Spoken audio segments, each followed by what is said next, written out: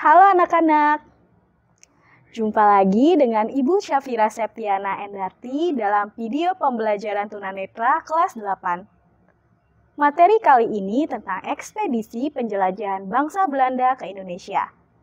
Anak-anak, sebelumnya ada yang tahu mengapa bangsa Belanda datang menjelajahi Indonesia? Yuk kita pelajari sama-sama materi berikut ini.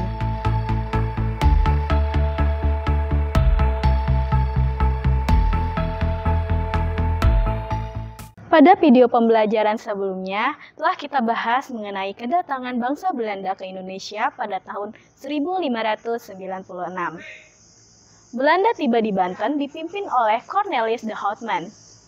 Karena kecongkaan Cornelis, Belanda diusir dari Banten. Perjalanan kedua dipimpin oleh Jacob van Eyck dan Warwick.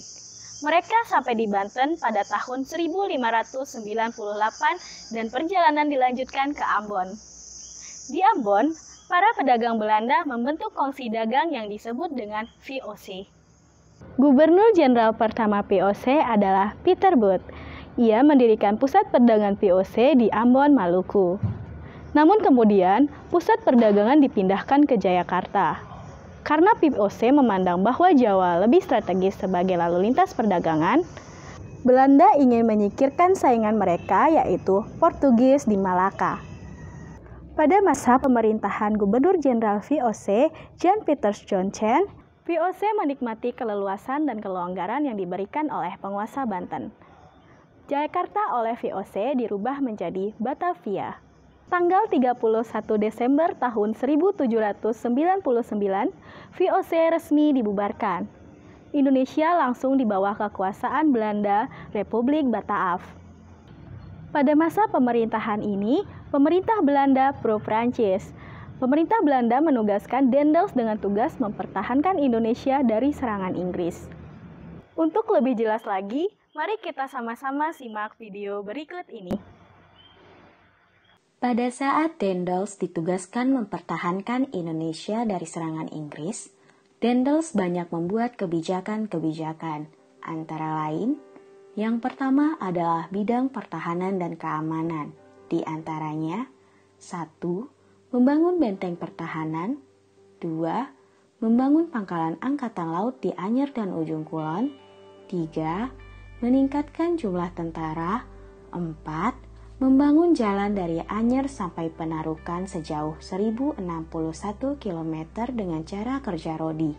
Fungsinya untuk memperlancar arus transportasi, komunikasi, dan pengiriman tentara.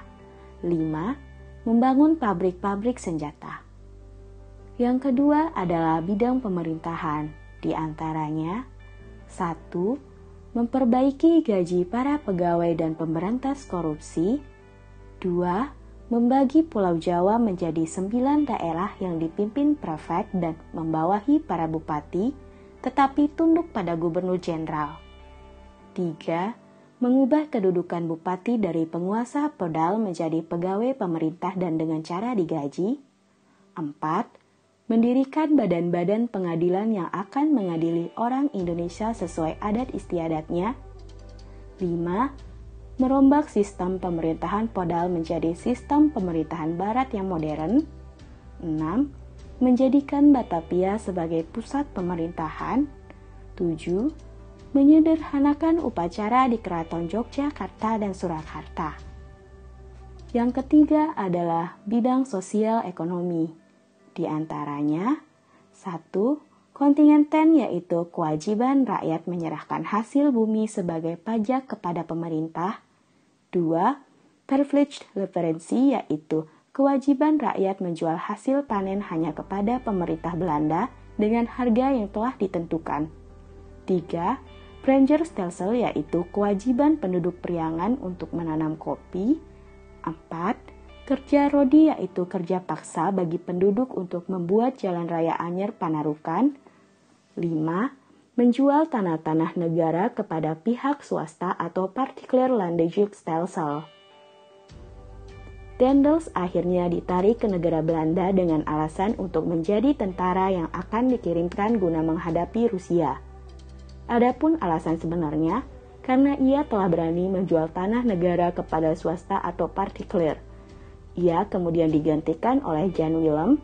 Pada akhirnya Indonesia jatuh ke tangan Inggris melalui Perjanjian Tuntang. Bagaimana anak-anak? Apakah sudah paham? Semoga materi kali ini bermanfaat ya. Sampai jumpa pada video pembelajaran selanjutnya. Terima kasih.